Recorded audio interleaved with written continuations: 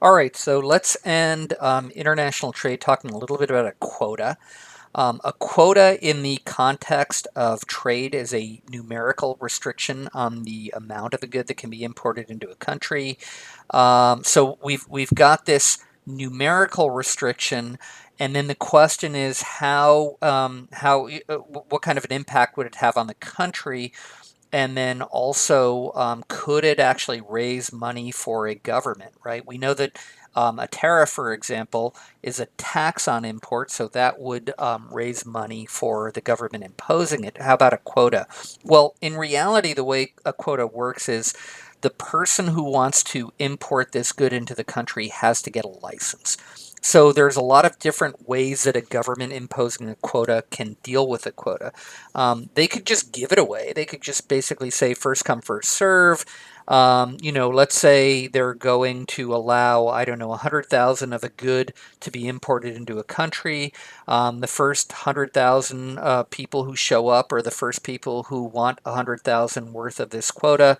They get it for free, and then after that, you have to wait till the following year. Anytime anything is valuable, though, you can sell it. So one thing that a government could do if they were putting a quota on a product might be to auction it off, sell it to foreign producers. So maybe what they do is they hold an auction. Let's just say, I'll use an example of beer from Mexico. Imagine that Bud Miller and Coors are mad at all the beer coming in from Mexico. They want to impose a quota on Mexican beer. Let's say they get the government's attention. The government imposes this quota. And if you're Corona, Dos Equis, Tecate, anybody making beer in Mexico, in order for you to sell your beer into the United States, you've got to go to an auction and buy quota. Well, in that auction, the quota is going to go to the highest bidder, and so the government could raise money that way. Or another thing that they could do that's more like a voluntary export restraint is maybe the government can give the quota to the exporting country. So imagine that maybe we plan on imposing a quota on Mexican beer, but that goes against WTO and NAFTA regulations. And maybe we know that, the Mexican government might take us to the WTO. And maybe we also know that if we just gave the government that quota, the Mexican government that quota, then maybe they wouldn't. Why is that? Because then they could allocate that quota any way they want. They could sell it themselves, or they could give it to their politically connected buddies, or whatever the case might be. So in a case like that, maybe the U.S. government wouldn't get quota revenue if it's to be auctioned off. Maybe it'd be the government of the exporting country that would get that quota revenue. Or imagine that it's not a foreign producer that actually imports this good into the country. Imagine that there's a domestic importer. Maybe they go down to Mexico and they buy the beer there, and they take it upon themselves to import it. So maybe what happens is, if you're this importer of Mexican beer, you've got to go to a quota auction to get quota in order to bring your beer into the country. Or this would be like the most sinister one. Imagine that you gave this quota to Bud Miller and Coors, and every time a Mexican brewer, like let's say Corona or Dos Equis or whatever, wanted to bring beer into the United States, they'd have to go to you and buy quota off of you. And so then, Bud Miller and Coors will get to pocket whatever money they charge people to bring it into the country. So this is where a quota and a tariff differ. A quota could be given away and there's no quota revenue, or a quota could be auctioned off. And then who gets the quota revenue really would depend. So we said that a tariff was a tax on imports. A quota is a numerical restriction. So just imagine that, like before, the price is PW. Like before, the domestic price before trade was something much higher than that. Imagine that because the price in the market is PW, which is lower, domestic quantity supplied is this over here, QDS. Domestic quantity demanded is the quantity that consumers are going to demand at a price of PW. Imagine again that the difference between QDD, domestic quantity demanded, and QDS is imports. How would a quota work? Well, a quota is a numerical restriction on the amount of a good that can be imported. So in a sense, it would be like closing or reducing the amount that's being imported. So imagine that the difference between QDD with the quota, that's what the Q stands for, QDDQ, QDD with the quota, and QDS with the quota is the amount that's going to be allowed into the country under a quota. There's no tariff. It's just that we're restricting the amount that's going to come in.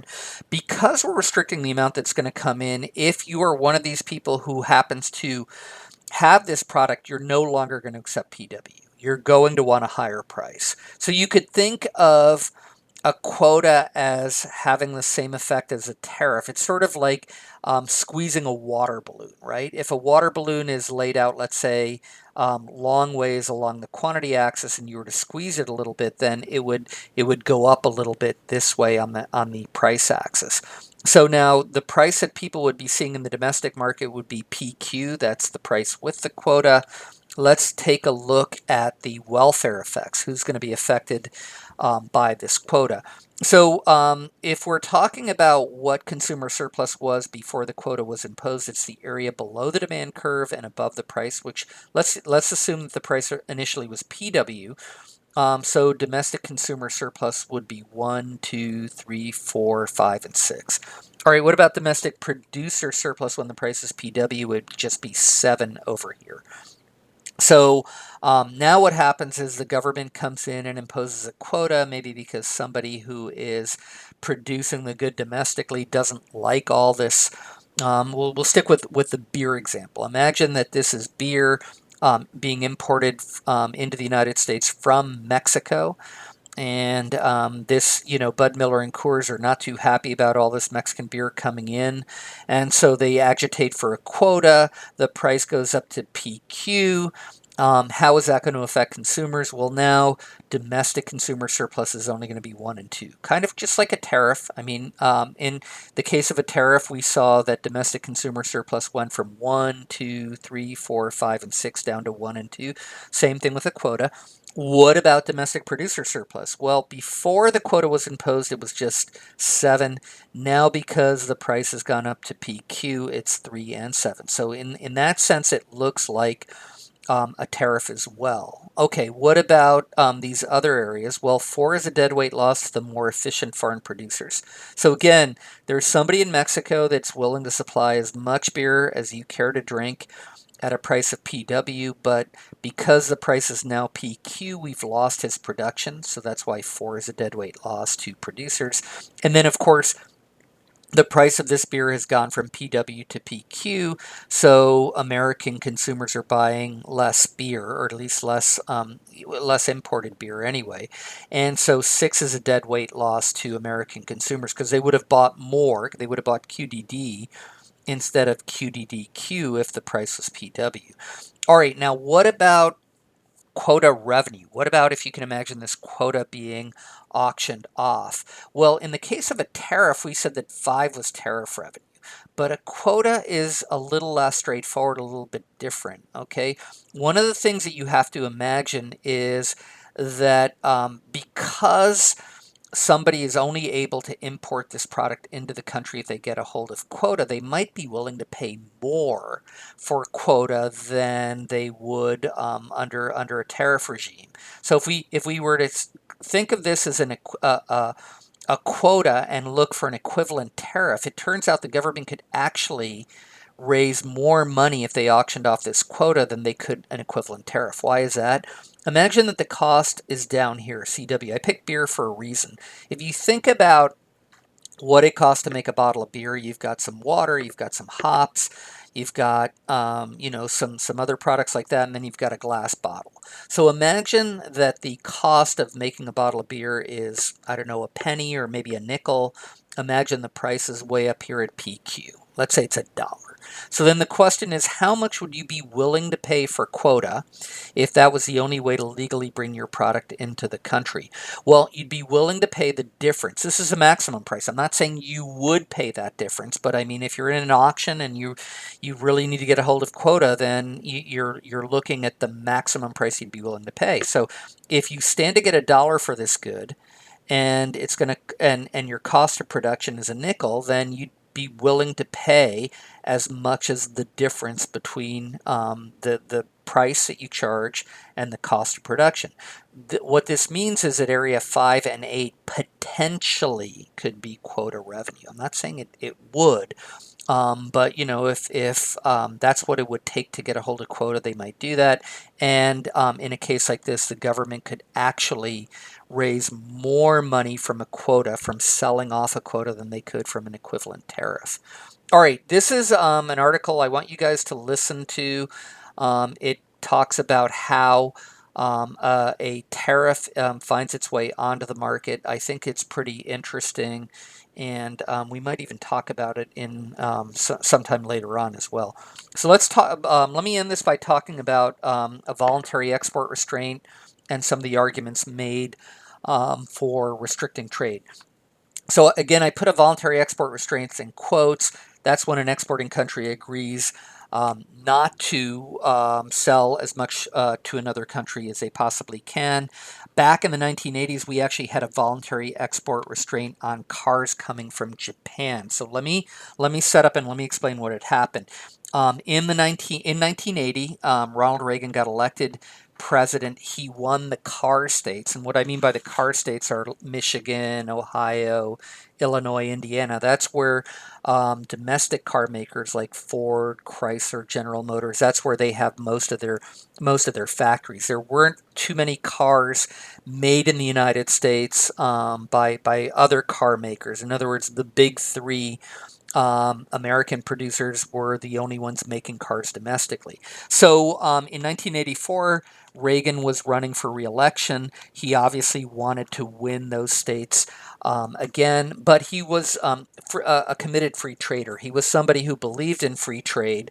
So he wouldn't really be too kind. He didn't really look too kindly on, say, imposing a tariff or a quota. So what they did was they arranged a voluntary export restraint. In other words, they got the Japanese government to voluntarily agree to restrict the number of Toyotas, Nissans, and Hondas coming into the United States. And that was designed to help relieve some of the strain that GM, Ford, and Chrysler were under because they were forced to compete with good quality, less expensive made Japanese cars for the first time in a long time. So what impacted this have on the U.S. car market? Well, the first thing it did was it increased the price of cars exported from Japan by 14%, which is a lot when you think about it.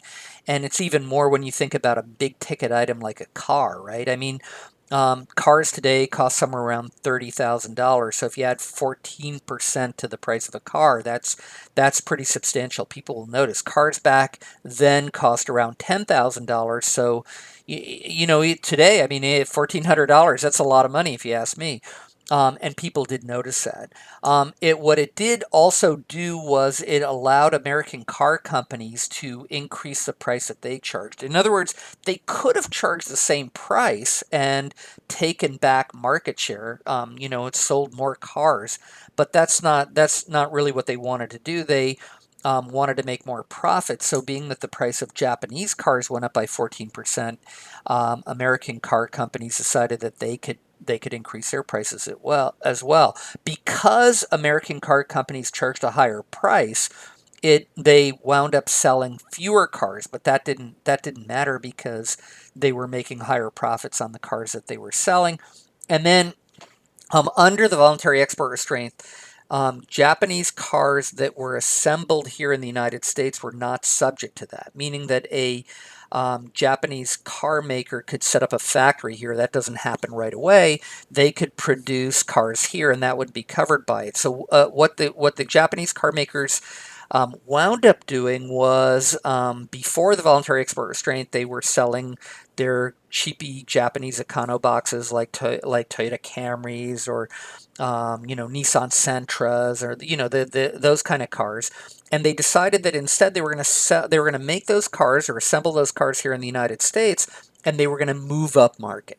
So they created luxury brands like Acura, that's Honda's luxury brand, Infiniti, that's Nissan's luxury brand, Lexus, that's Toyota's luxury brand. And they said from now on, The only cars that we're going to make in Japan and send to the US market are going to be these higher end luxury cars.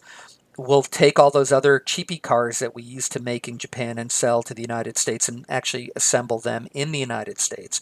So really what this voluntary export restraint had the effect of doing is making Japanese cars better.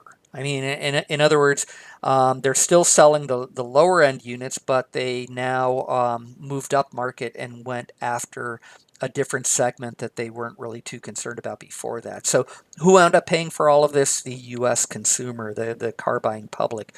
This is why most economists don't like restrictions on trade because they don't think that very much good can result out of this. All right, so let's talk about some of the arguments made for restricting trade. The infant industry argument goes something like this. You have an infant. Whenever you have an infant, you protect it. And in this particular case, it's not an actual baby or a child, but it's an industry. So this is the argument made for protecting steel back in the beginning of the Industrial Revolution here in the United States. Lincoln, when he was president, said, look, if we're ever going to become an industrialized country, we've got to develop our steel industry. Our steel industry is too small to compete with British steel. So what we want to do is we want to impose tariffs on British steel. They were the big steel producers at the time to allow our infant steel industry to develop. The problem with that argument is that it wasn't actually until 1960. So Lincoln was president in the 1860s. It wasn't until 1960s that tariffs were removed from imported steel into the United States. So if you think about that, that's 4 or 5 generations. I mean, this infant grew up, it had kids, its kids grew up, it had kids, and we still had tariffs on steel. So one of the problems, or one of the reasons why economists don't like the infant industry argument, is because once a tariff is imposed, to protect an infant industry, it's awfully hard to remove. Another argument you'll hear is the protection of the industrial base or tomorrow's industries. This is a little bit stronger argument. I guess you could say it's one, like for instance, that some economists are making with respect to how China behaves in terms of our domestic producers. So one of the things they'll say is, look, if you want to sell this good in China, you have to make it in China. You have to have a Chinese partner, and then what winds up happening is a Chinese partner winds up stealing all your technology. Now that may go against WTO rules, but it takes a long time for these things to go through the WTO, and sometimes it's not at all clear or obvious what's actually happening. But that's a legitimate argument to make. Although, if a company does agree to those terms, then what can you do there? It's probably not in their long run best interest. And hopefully they're able to develop new technology faster than they lose older technology. The argument that's being made now by the Trump administration with respect to steel and aluminum is that we've got to protect our ability to produce steel and aluminum because of national defense. Like, these are strategic industries. Somehow, if we ever got into another big war, like say World War II, and we lost our ability to produce steel and aluminum, we wouldn't be able to make tanks and planes. Most people see this as really being a hollow argument, because if you ask people at the top of the defense establishment, do you think we'll ever need to produce a lot of steel and aluminum because we'll get into this big, long, protracted war like World War II? They'd say probably not. We live in the nuclear age. I mean, if we ever went to war with Russia or China, it probably wouldn't be that long before it escalated to a nuclear war. So we better hope that never happens to begin with. And we probably have enough ability to make steel and aluminum for the duration of something like that. The anti-dumping argument against trade goes something like this. These people in another country are selling at less in cost.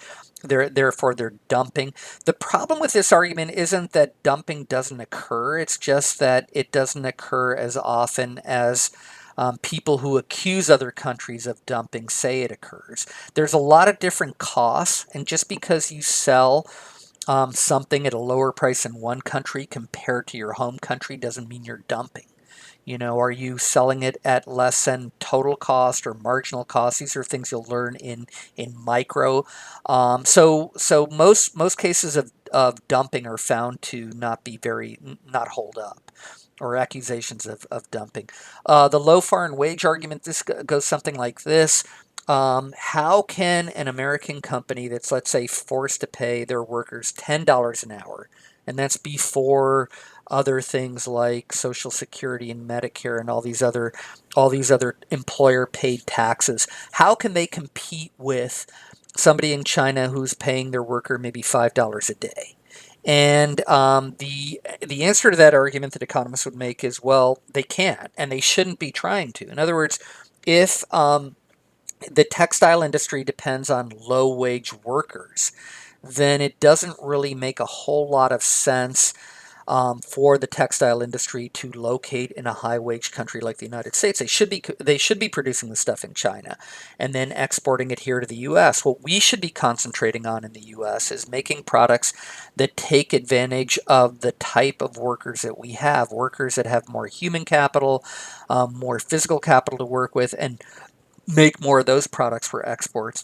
The foreign export subsidy argument, that is something that oftentimes goes to the WTO, and sometimes it's found to be bunk, and even when it's not found to be bunk, that takes a long time to work its way through. What is a subsidy?